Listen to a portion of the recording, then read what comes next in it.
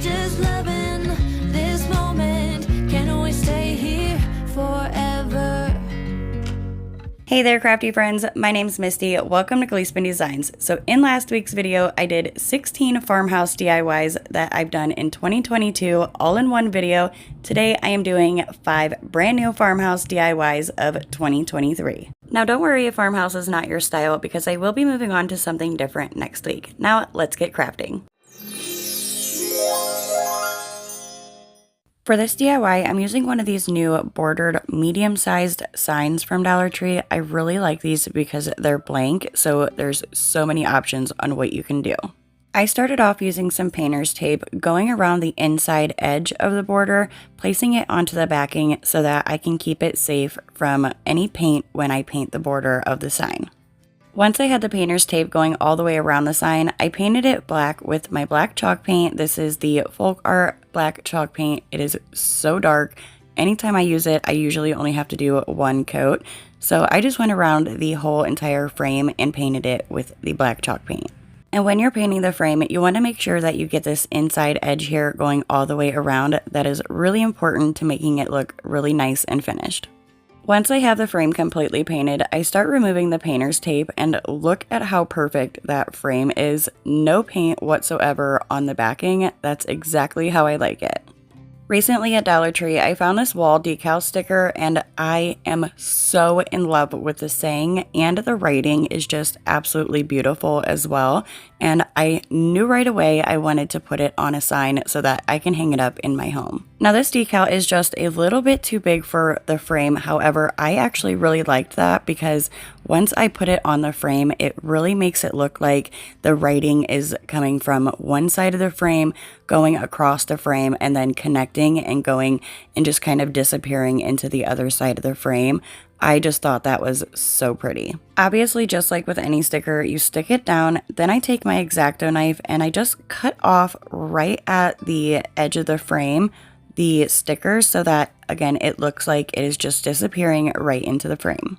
So because this is a sticker or wall decal, it has that shiny look to it. So a little trick to just dull that down a little bit is to take some matte Mod Podge and a brush and just go over it and around the sticker a little bit, and it will definitely dull that shininess down, especially once the Mod Podge completely dries.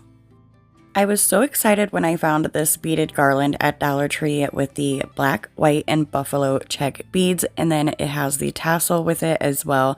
And just to basically transfer this over to a longer string so that I can hang it onto my sign, I just cut it but did not take the beads off. I want to keep the beads in the order that they are in. And then I just take my own jute twine. I do add a little bit of hot glue onto the bottom so I can twist it and it will go into the beads a lot easier so that I can string them. And then I just start stringing each one of the beads in the order, again, that they are already in, and I place it onto the jute twine. Once I had all those beads transferred, I also added 2 of my own white beads just to make it a tad bit longer and so that there was matching beads on either end.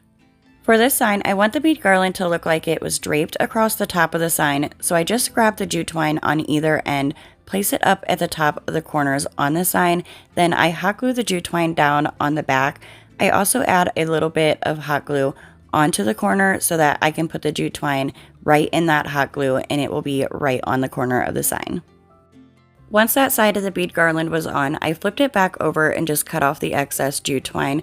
And before I glue the other side down, I want to add the tassel that was on the original garland. And to do that, it is really simple. All I do is take the tassel that is still connected to the original twine from the original bead garland, and I just simply tie it to the end of my twine up here at the corner. Once the tassel was tied on, I didn't cut off the twine that I used to tie the tassel on. I just simply shortened both of them, then wrapped them around to the back and hot glued them onto the back of the sign, as well as adding some hot glue onto the corner of the sign so that the jute twine stays in the corner. Now, if you don't like the tassel on the sign, by all means, you can simply leave it out and just do the beads if you would like. This next step I did last because I wanted to make sure that the Mod Podge was completely dry, and then all I do is just take an X-Acto knife and I cut off the wall decal right where the cracks are in the wood where the pieces are separated, and once that was done, so was this DIY.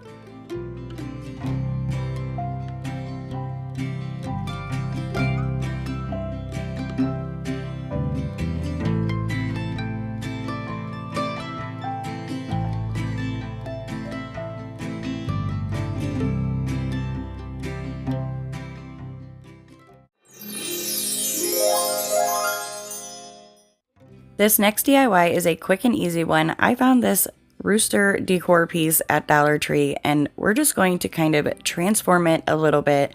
I take my black chalk paint and I'm going to paint the entire piece, the rooster, the red background, the sides, everything. I didn't really worry about the back too much, but other than that, everything else I painted black with my black chalk paint.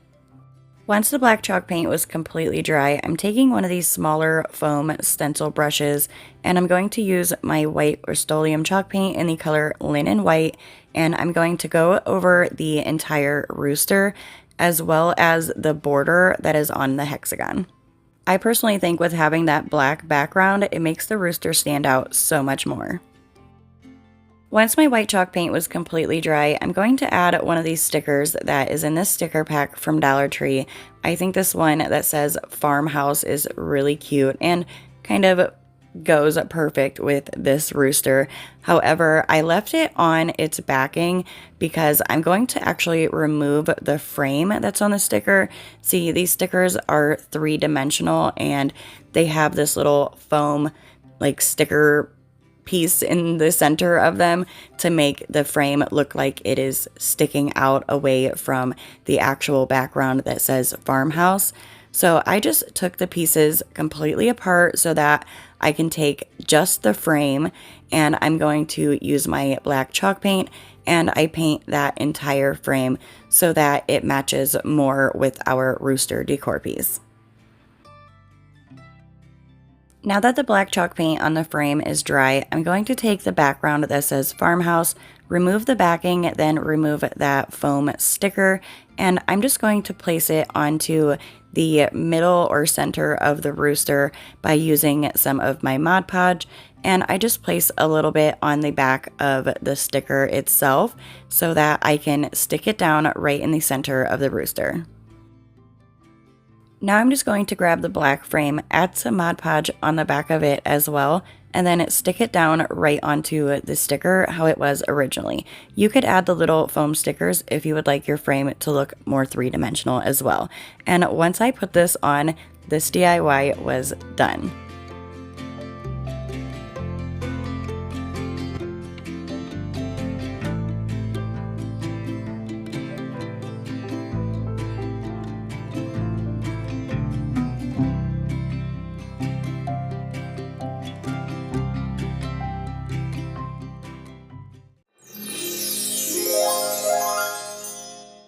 To start off this DIY, I'm using this new pack of craft farmhouse fabric.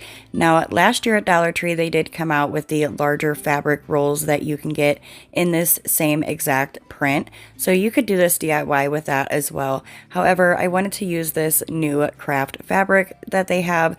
So I just decided to take it, and I would say it's about 2.5 feet, almost 3 feet. I did not measure, but just kind of looking at it, I would guess that's about the size that it is. Don't take my word on it, that's just a guess. So either way, what I want to do is I gathered both of the ends of the fabric in at the center, then I took my scissors, cut the center, and then cut the end of the fabric, made a little notch in the fabric, and then I start ripping them apart. So then I'm basically just taking this really long piece of fabric and I'm turning it into a bunch of smaller, thinner strips.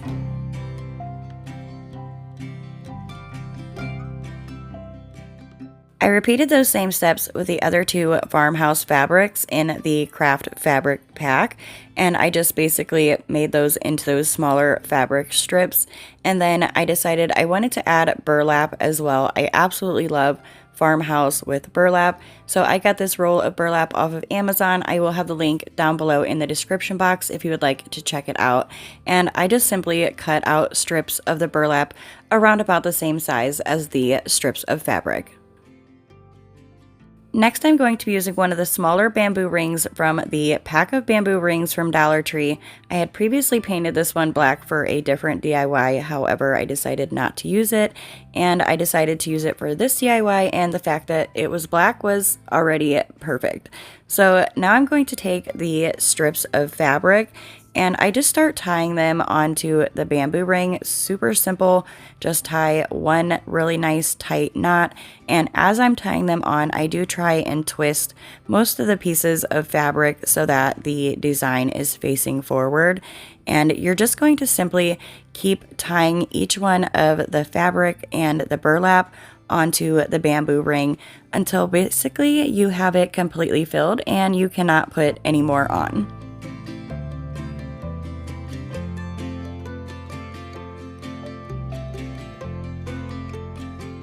Now that all of my pieces are tied on, as you can see, there is no hole in the center of the wreath like pretty much most wreaths have.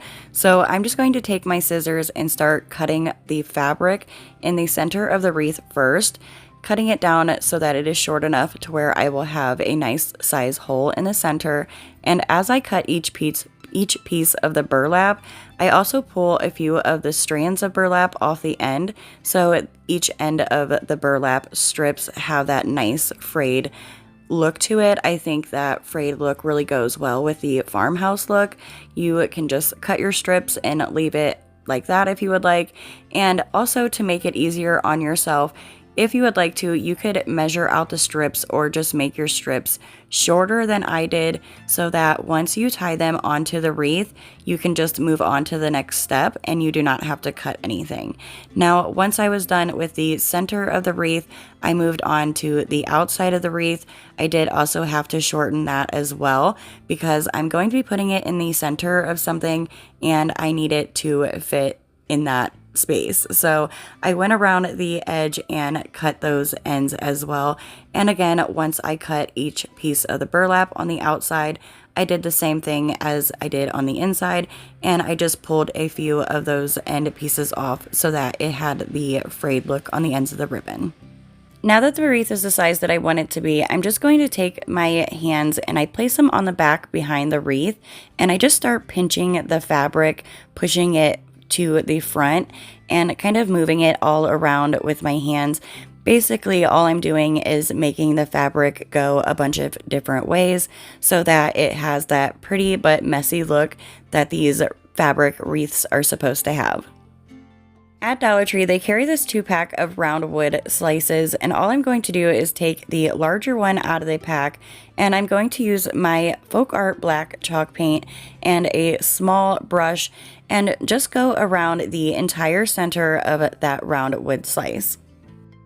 Once my black chalk paint is dry, I'm going to use this flexible stencil. It is a farmhouse stencil from Dollar Tree, and originally I was just going to do the rooster, but once I placed the stencil in the center of the wood round, I noticed that those two curved lines above and below there's one curved line above and one curved line below the rooster will fit on there perfect as well. So I just take some painter's tape and I like to basically just cover everything that I don't want on my project. And so all I'm doing is taking the painter's tape and I cover up everything except for the rooster and those two curved lines. Then once everything is covered, I use my white Rust-Oleum chalk paint, again in the color Linen White, and I just start stenciling the rooster and those two lines, filling in the stencil completely. Once it's completely filled in, remove the stencil and look at that, you guys. I just can't. I love how well that turned out. So I want to add this to the center of my wreath, and to do that I'm going to use nothing other than my bamboo sticks that you guys know I love to use. I use them, I swear, almost in every single video. So what I'm going to do is just take one of those bamboo sticks, I hold it up to the back of the wreath, just figuring out where I need to cut it. I use these garden shears actually from Dollar Tree to cut the bamboo stick, and then I'm going to hot glue it onto the back of my wreath in the center. I will have a link down below in the description box for the bamboo sticks. Okay, so here's the thing. Next, I decided I was going to glue the wood round to that bamboo stick. And once I did that and started pulling the pieces of the fabric that's on the wreath forward like they're supposed to be, I did not like how much they hid the rooster and the wood round. So, and I also didn't want to cut any more at my wreath. So I decided I was going to quickly pull that wood round off, and I'm going to take that bamboo stick and just cut 3 smaller pieces, gluing each one of the pieces together, just kind of stacking them on top of each other. And then I'm going to glue. I cannot talk today. It's not today. Every time I do a voiceover, I just can't talk.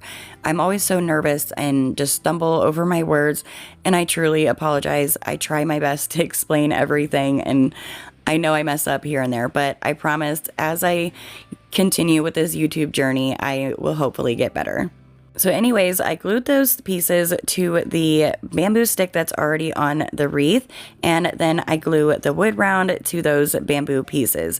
And as you can see, the wood round and the rooster just stands out so much better, and it does not look like it is hidden back there in the way back of the wreath. Once you have all that completed, this wreath is done and we can move on to the next step. And for that, I'm going to be using one of these gold metal baskets from Dollar Tree. However, I'm going to paint it with this Rust-Oleum black spray paint. Once the black spray paint was dry, I'm going to take some jute twine and start wrapping it around that top bar, and I just attach it with some hot glue, and I'm going to wrap it so that it looks like it is in the center of the side so that it will look like a handle. And once I have it wrapped on this side, I glue it down on the other end, and then I do the exact same thing on the other side as well. Did you guys see that magical finger snap? I have always wanted to do that.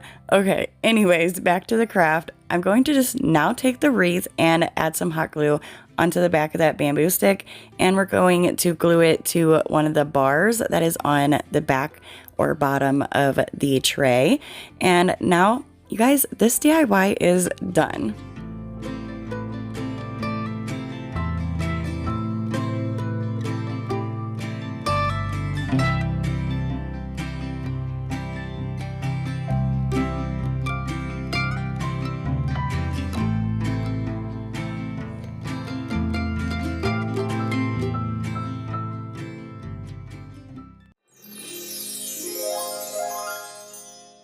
At my last visit to Dollar Tree recently, I found these house shapes. They're really neat, and they do have several different words with them on there.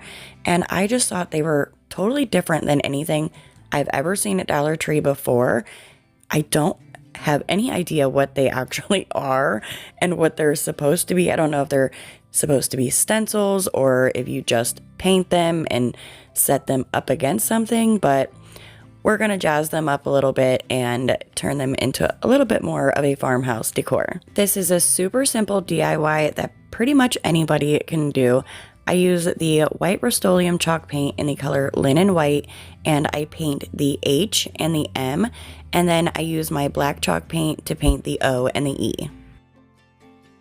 Once they were all 4 painted and dry, I want to add roofs onto the top of them, so I use my bamboo sticks that I'm always using, and I'm just going to hold them up where I would like them to be, and I just use a pencil to mark off where I need to cut, and I use these Dollar Tree garden shears to cut them.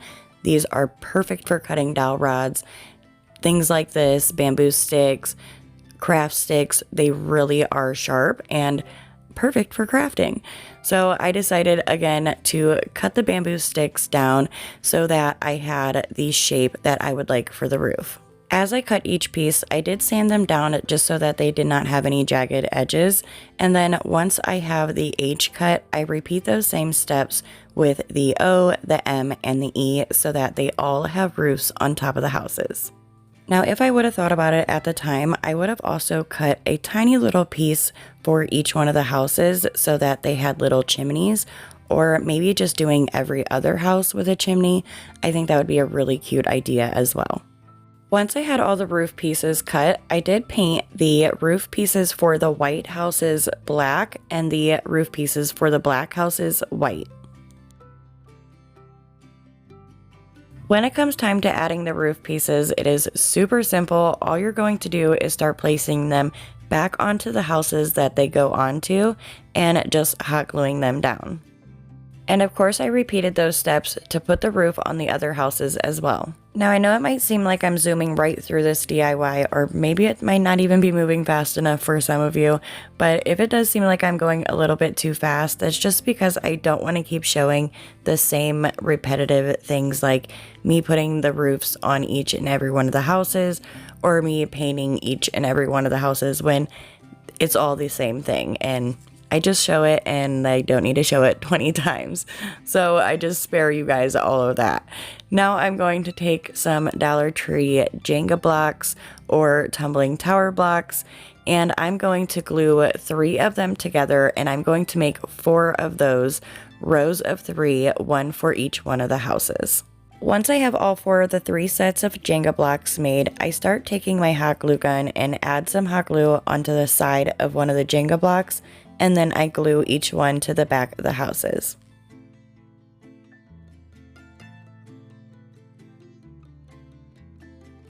With all 4 of the Jenga block pieces glued onto the back of the houses, I went in with my black chalk paint and painted the Jenga blocks as well as the back of the houses. Now, you can leave them unfinished if you would like. I just personally thought it looked better, especially when you look through the letters that are on the houses, the cutout letters, you can see through to the back, and I just personally thought it looked better black. After all the paint has dried, you can set your houses up however you would like, whether you want to put them straight one after another, or if you want to use them like separately on a tiered tray here and there, or if you want to have them staggered a little bit like I do. Okay, so before anybody loses their mind in the comments, I promise when making this DIY, the whole purpose was to have battery operated tea lights behind the houses so that the light would shine through. Battery operated. However, I did not have any, and I could not get to the store. I am an above knee amputee, and I do have 2 young children, so it is quite hard for me to get to the stores.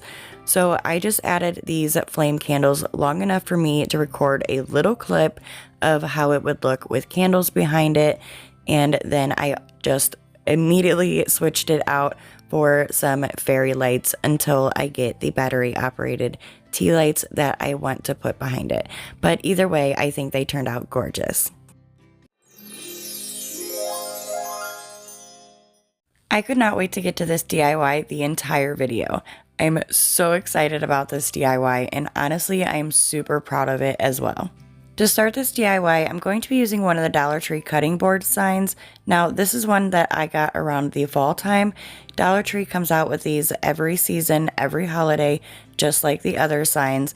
However, they might be a little bit smaller or larger, or just a little bit of a different shape, but you can alter them quite easily, and you could also cut this out with foam board as well. Just simply cut out the shape of the top of the cutting board that you would like. I then used my black chalk paint by Folk Art to paint the entire cutting board sign. I was so excited when I walked into my Dollar Tree recently and found these white wood looking plain long signs. I love their long signs, especially when they are plain. There's just so much you can do with them.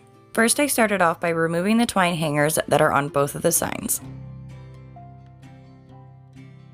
Once I had the twine hangers removed, I placed the 2 signs side by side because I knew I was going to need to cut one of them because 2 of them together is a little bit too wide, but only one is not wide enough. So we are just going to modify them and make them fit. Now you can do this next step a lot easier than I did just by simply measuring the cutting board sign and then marking down on the white signs where you need to cut them. However, I just put the cutting board underneath the 2 white signs, made sure that the 2 white signs were also pushed together really tight and also even with the cutting board on one end, and then where the other end of the cutting board is where you will make your mark. I do want to mention that if you are able to find these exact white long signs from Dollar Tree, you will be cutting at the 2.5 inch mark, and that is about halfway through the white sign. If you've been watching me for any amount of time, then you already know I will be making this cut with my mini table saw that I got off of Amazon. You can also get it at hardware stores like Home Depot and Harbor Freight. Once I had one of my signs cut, I truly apologize, but I thought I was recording. Apparently I wasn't. Again, I'm so sorry, but all I did was take that half piece that I cut and the whole piece. I used some jumbo craft sticks. I did have to cut the rounded edges off so that they would fit on the sign, and I just glued the 2 signs together. And now that they are attached, we have one long sign that is the exact same width as our cutting board, which is exactly what we needed. When it came time to figuring out how much of the black part of the cutting board that I wanted to show up at the top of the sign, all I did was place the sign underneath the white sign and use a pencil to just mark where I thought I wanted it to be, but I wasn't sure and I didn't know if I wanted more to show, which I did end up using more, so I did make a second line just in case. Like I had just mentioned, I chose to have more of the black showing, so I used my X-Acto knife and just started cutting along that second line, and I just made a few scores until I could bend it back and forth, and usually it snaps in half, no problem, but if it happens like this, you can just simply turn it over and cut it once on the other side, and it should come right apart. Do not throw the bottom part away, you will need that a little bit later on. Once it was cut, I did take my X-Acto knife and go across one more time to make sure that the line was nice and straight. And now we have the top handle part to our huge cutting board sign. When it came time to attaching the 2 signs together, I did notice that the white sign was a little bit thicker than the cutting board sign.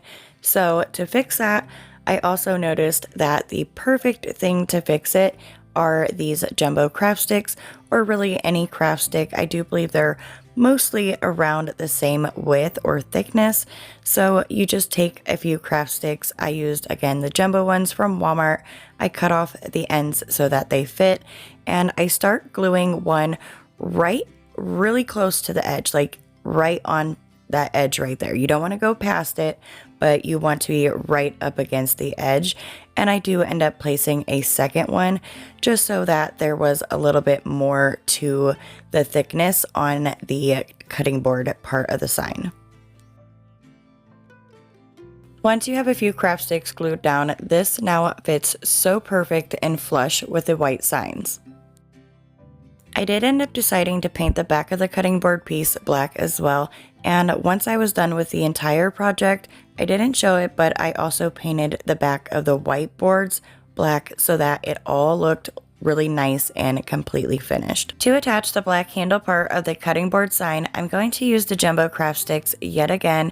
I cut the ends off that were rounded, add some hot glue. I place a few on the white signs as well, just so that one, you guys can see how I forgot to hit record earlier when I did it, and I wanted you guys to see how you glue the 2 white signs together, and also so that I can make sure that the 2 white signs are nice and secure. Then I also take a jumbo craft stick after my glue gun decided to get clogged, and I unclogged it.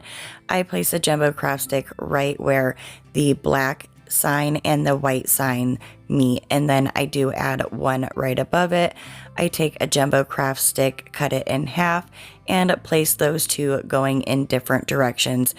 Really, you guys, just place some craft sticks so that you know and until you feel that it is nice and secure.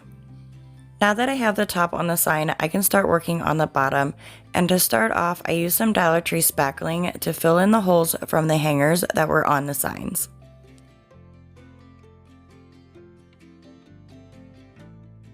Once you have the holes filled, you can sand it down if you would like. However, I didn't find it necessary, and I will tell you why in just one moment. But for now, I'm going to add the bottom to our cutting board sign, and I grab the bottom from the cutting board that we cut off earlier, and I place it underneath the white sign. And here is where I noticed that when I cut it with a saw, I went a little bit crooked on the end and just made it a little bit too short. However, you will not notice that once we are completely done. To attach the bottom part of the sign, I pretty much do the exact same steps that I did with the top of the sign. I marked off how much of the black I wanted to show at the bottom of my sign, and again, I just take my X-Acto knife and score it a few times, bending it back and forth. If it doesn't break, just flip it over, score it one more time, and it should come apart. Then I also take my X-Acto knife and make sure that it is nice and straight, and we have the bottom part to our sign. And just in case you were wondering how we're going to attach this, I'll tell you, we're going to use the jumbo craft sticks. Again, when adding the craft sticks, you want to make sure that you glue one right on that edge, and then you can glue one gluing the two parts of the sign together. Once the top and bottom is on, we now have this huge sign that looks like a cutting board. For this next step, you can use actual burlap if you would like. Dollar Tree even has a great roll of burlap that would work for this. You can also use any other ribbon as well. I, however, have had this burlap roll that has this adhesive tape on the other side. It is really neat and actually really fun to use because it's just so easy to actually use. So I held it up to see about how long I needed my strips to be, and then I cut a few strips in different thicknesses, large, medium, and small. Remember those holes that I filled with Dollar Tree spackling? Well, this is why I wasn't worried about sanding them, because I'm going to be placing this tape over that spot anyways. So again, I cut a few different sizes, and then when it came time to add them, this is why I absolutely love this adhesive burlap tape, whatever it is, because you just remove the backing. I did also pull a few strands on either side just to give it a little bit more of a frayed look, but you just pull off that backing and it is very, very sticky. You do not need any glue, and I put it right where, again, the seam on the white and black signs where they meet, and I just wrapped it around to the back. Then I grab a thicker strip for up at the top of the sign, again pulling a few strands to give it that frayed look, and then removing the backing and sticking it down onto my sign. Now, I know I just said you do not need any glue. However, I did cut this piece a little bit short, and I didn't have very much to work with on the ends to stick it down on the back, so I did just add a little bit of hot glue when gluing those pieces down. I'm trying not to make you guys watch the same steps over and over again, so all I did was add a smaller strip right above the thicker strip up at the top and just placing it back behind on the back of the sign. Once you are done with that step, look at how amazing this turned out, you guys. I'm so excited. I'm dancing in my craft room. I'm just so happy with how this is turning out. Before I forget to mention, I did get the burlap tape from Walmart. I don't know about some of you guys, but I absolutely love burlap with buffalo check or gingham print. So I have 2 strips of Dollar Tree ribbon. They are the same ribbon, however, one is thicker than the other. I take the thicker one and I put it right where the center of the larger strip of burlap tape is, and I hot glue it down on the back on either side of the sign.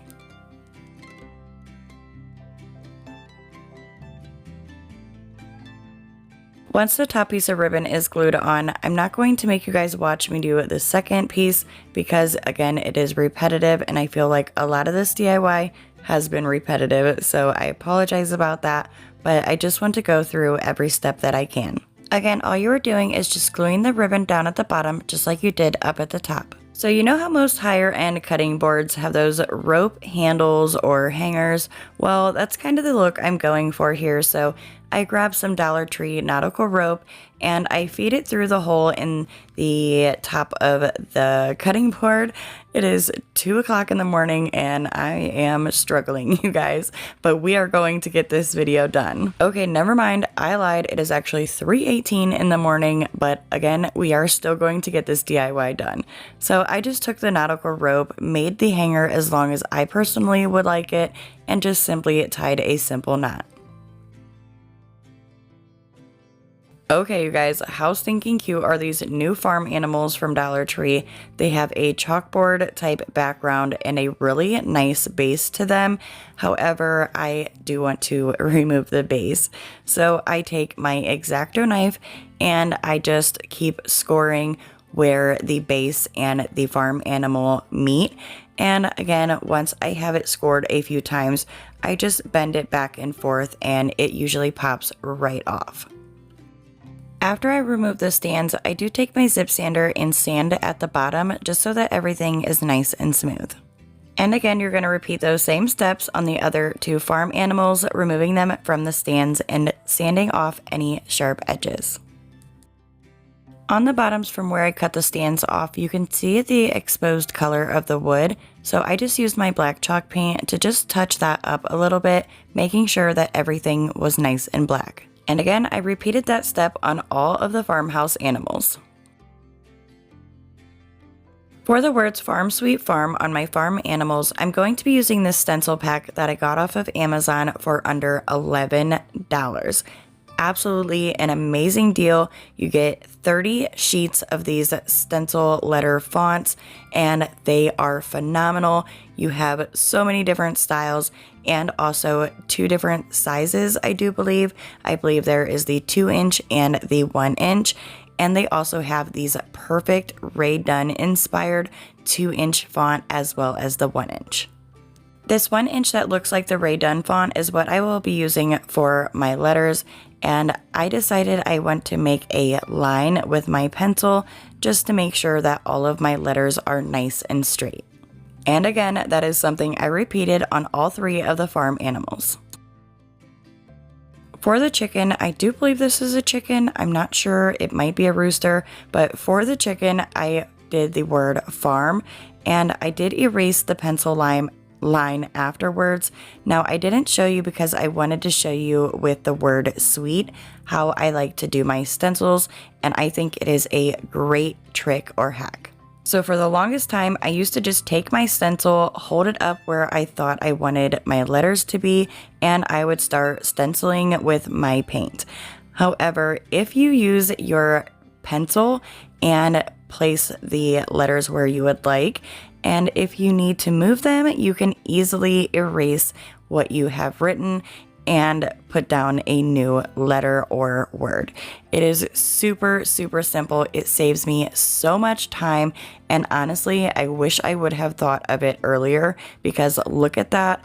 If I were to have used paint right off the bat, I would have had to repaint the entire pig with like a black chalk paint or something so that it blended in and then redo all of the letters. So definitely save yourself some time and do it with a pencil before you do it with the paint.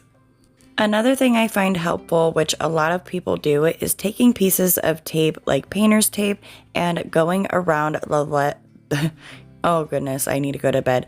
Going around the letters that you are going to be stenciling so that you do not get any paint on anything that you shouldn't. And when it's time to stencil, all you have to do is line your stencil right back up with the pencil mark and start using the paint to stencil it in. I do take a heat gun or a hair blow dryer in between each one of the letters while I'm putting them down, just so that I don't smear any of the paint. And now repeat those steps until you have the words Farm Sweet Farm on your farm animals. When it came time to adding the farm animals to the cutting board sign, I used some Gorilla Glue hot glue sticks in my glue gun, and I placed the animals down where I would like them to be on the sign, and then I just start adding hot glue onto the back of them and placing them down where they previously were.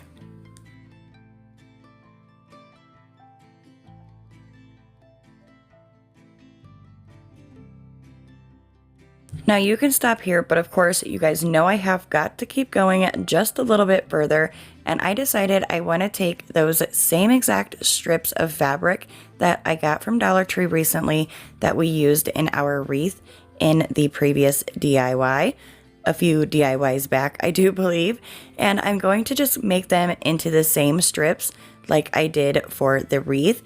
And I also decided to add a little bit of burlap, again just like I did with the wreath. When making these strips, there really is no exact number on how many strips that you would need to make. The amount just depends on how full you would like your bow to be. This bow is truly so easy to make and almost impossible to mess up. Start out with 2 of the different fabric strips, place them in an X, and then take each of the different fabric strips going around and fill in any gaps, crossing them over each other, but also overlapping them on top of each other as well. And again, the amount of strips that you would need to put on your bow all depends on how full you would personally like your bow to be. To attach everything, I use a zip tie, and I just push the zip tie up underneath all of the fabric strips and attach it up at the top. I personally find it easier to loosely attach the zip tie than kind of take my hands and make all of the fabric pieces pushing down one direction, and then I pull the zip tie really tight. Once I had the zip tie pulled as tight as I could possibly get it, and I didn't think anything was going to fall out from our bow, I'm going to use my scissors to cut off that excess zip tie. And then I do also take my scissors and just trim up the tops of all the fabric pieces as well. Now I know messy bows are not for everyone, but I personally love how this is turning out. And you can also just use any type of bow that you would like, or just use no bow at all. Just like I did with all the other pieces of burlap, I do pull a few of those strands off at the top to give it that frayed look. Now once I was done with my bow, this is how it turned out, and I absolutely love the look of it, but I do also love the look of the sign without the bow as well, so I'm going to make it where we can add our bow and take it off whenever we would like. To do that, I will be using these little magnets from Dollar Tree. 2 of them will stick together. If your ribbon is tightly put on like mine is, I was able to take one of the little magnets, slide it right behind the ribbon, and it did not fall out. Then you can also take the other piece and hot glue it right to the back of your bow. And you guys, look how cool this is. I absolutely love that you can place your bow on and then take it off if you would like, and nobody would ever know that there is supposed to be a bow there, or that you could even put a bow there if you wanted to. And as you can see, those magnets really hold on pretty well because I was just shaking the crap out of that sign. Now at this point, I thought I was done with this DIY, but as I was leaving my craft room, I found this piece of greenery that came off of another Dollar General item, but all it is a little bit of eucalyptus and a burlap bow, and a little bit of like baby breath type flowers, which you can pretty much get all at Dollar Tree. So I just decided I wanted to hot glue this to the back of my bow so that a little bit of that greenery stuck out behind it. And now this DIY is done. Oh my goodness, you guys, look how stunning this is. It is so huge and it's just absolutely gorgeous. I love this DIY, and I would also love to know what you guys think down in the comments. And I would also like to know, do you like it with or without the bow?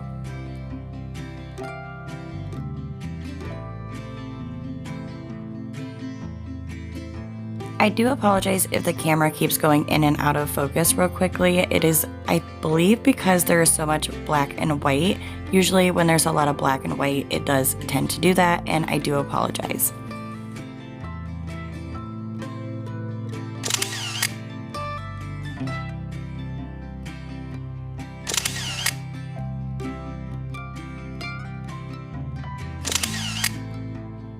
Really quickly, I would like to take a second to thank the people that go the extra mile to help support my channel and I.